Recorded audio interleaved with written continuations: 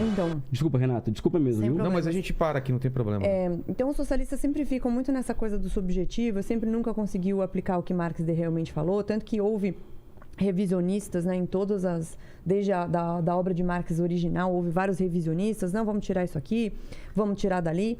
E foi justamente o fato do capitalismo ter sido tão bom na prosperidade das pessoas e do mundo, que houve o revisionismo logo em 1930, e depois veio a Escola de Frankfurt dizendo o seguinte: bom, por que será que essas pessoas não estão aderindo ao socialismo como a gente achou que eles iam aderir? Por que eles não aderiram à revolução como a gente achou que eles iriam aderir?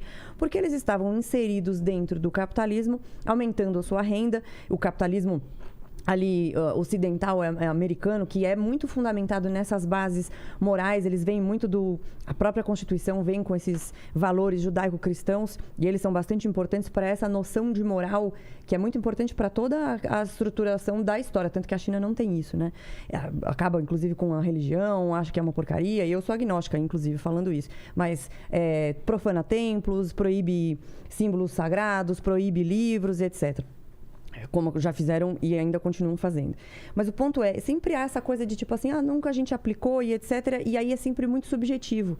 Na minha visão, o capitalismo de livre mercado, o capitalismo de Estado, e o que é o socialismo, o que ele busca enquanto sistema econômico, são coisas muito simples, não são coisas tão complicadas. O capitalismo de livre mercado e o capitalismo de Estado, o capitalismo de livre mercado, ele nunca chegou a ser aplicado 100%. Então, assim, eu tenho um capitalismo de livre mercado onde todas as relações não têm nenhum tipo de interferência do Estado. Isso nunca aconteceu. Entretanto, o que aconteceu pós a Revolução Industrial foi uma redução em alguns lugares do mundo desse papel do Estado. Não é que o Estado deixou de existir ou ele não teve uma interferência, o próprio...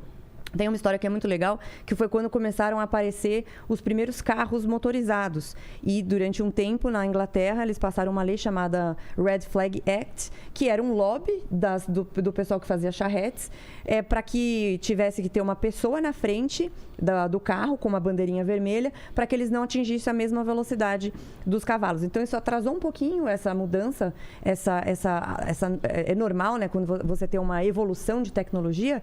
E isso foi uma interferência do Estado por meio de lobistas que falaram, não, a gente não quer essa concorrência. E, no fim das contas, acabou que não tinha como ficar charretes lá e os carros vieram. Mas, então, o Estado ele acaba tendo essas interferências e elas geralmente atrapalham. Quanto mais interferência você faz, quanto mais você dificulta que essas trocas sejam feitas de forma o mais livre possível, e eu vou falar o mais livre possível, porque vai ter uma pequena legislação. Então, tem muita gente que confunde liberalismo com anarquismo. O liberalismo, quando você fala de liberdade econômica, necessariamente você precisa ter Estado de Direito, que é um governo com leis coesas, com um governo com integridade. Você vai precisar ter polícia, você vai precisar ter judiciário.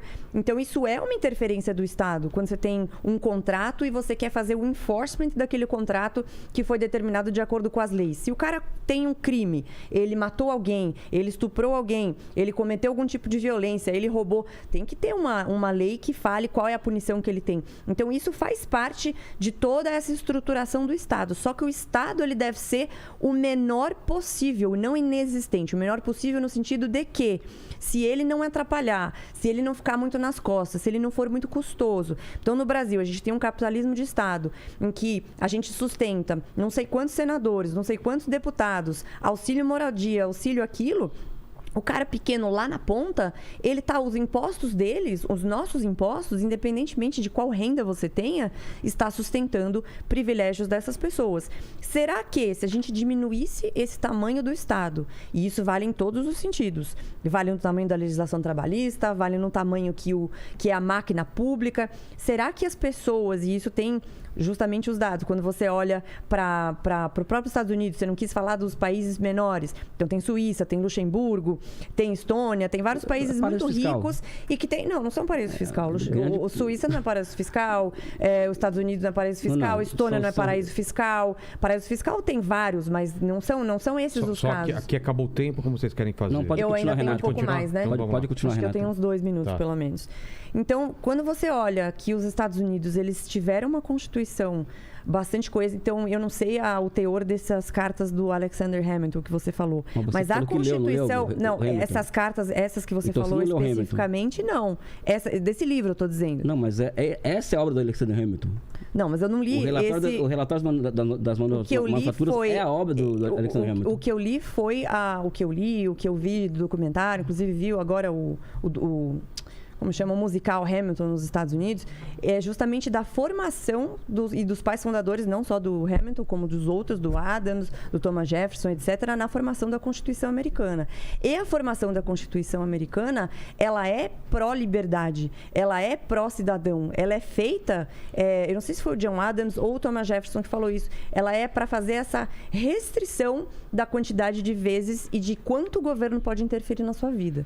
Então, pode ser que eles tinham uma diferença, isso era muito legal, os Founding Fathers eram muito diferentes entre si, isso foi muito importante para poder fazer uma Constituição que é exatamente a mesma até hoje nos Estados Unidos. E essa Constituição que defende a liberdade, os Estados Unidos não é próspero porque... não é livre porque é próspero, ele é próspero porque primeiro ele foi livre. Então, toda a Constituição americana, que foi muito importante para dar um norte para o Ocidente, então os Estados Unidos acabou influenciando várias outras economias e não por acaso o Ocidente tem mais prosperidade comparativamente com outros locais.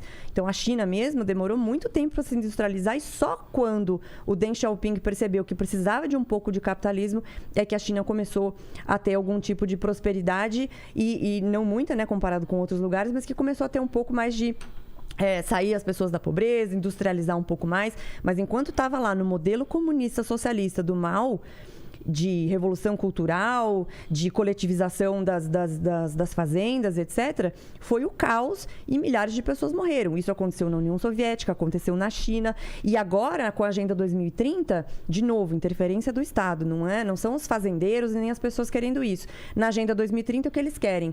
Diminuir, agora é uma nova forma de socialismo, que é o ecossocialismo, diminuir a quantidade de poluentes emitidos. Então, dessa forma, sem nenhum tipo de transição, sem pensar em como fazer isso, eles querem diminuir a quantidade de comida que está sendo produzida obrigatoriamente de maneira forçada. Então, isso quando você vê os dados, o PIB per capita dos países, o quanto você tem de qualidade de vida, índice de corrupção, todos os índices corroboram para a tese de que quanto maior for a liberdade econômica, mais prosperidade você vai ter. Renata, os Estados Unidos ele é próspero porque ele construiu uma poderosa indústria, uma poderosíssima indústria, altamente protegido pelo Estado. No meu mestrado, eu estudei, só para exemplificar essa questão que eu estou colocando aqui, eu estudei a expansão ao oeste da China, ou seja, a China praticamente copia as instituições que os Estados Unidos criaram no final do século XIX, né, para a sua expansão ao oeste, né, ou seja, que é o Tennessee Valley e tal, que transforma Chicago no ponto de um trocamento para a expansão oeste, né? Então eu estudei todas as instituições que os americanos criaram para esse processo, né? E nenhuma delas nasceu de espontâneo. Todas elas foram instituições criadas pelo Estado. Foram criações estatais. Por isso que eu falo particularmente que capitalismo de Estado é um pleonasmo, porque, enfim, o capitalismo é uma criação estatal, a moeda é uma criação estatal e as instituições de mercado são criações estatais. A prova disso foi a expansão oeste dos Estados Unidos, né? Então fica essa questão, ou seja, os países prósperos que estão na fronteira do conhecimento, não a Nova Zelândia que participa da divisão internacional do trabalho exportando leite, não é isso? Falando de países que chegaram na fronteira do conhecimento tecnológico. São países que cresceram baseados em uma fortíssima intervenção do Estado. Né? E os pais estudados, essa questão da liberdade é interessante, porque os Estados Unidos, por exemplo, fala-se muito em liberdade. E aqui não faço nenhum juízo de valor, tá? Sabe, com relação a isso.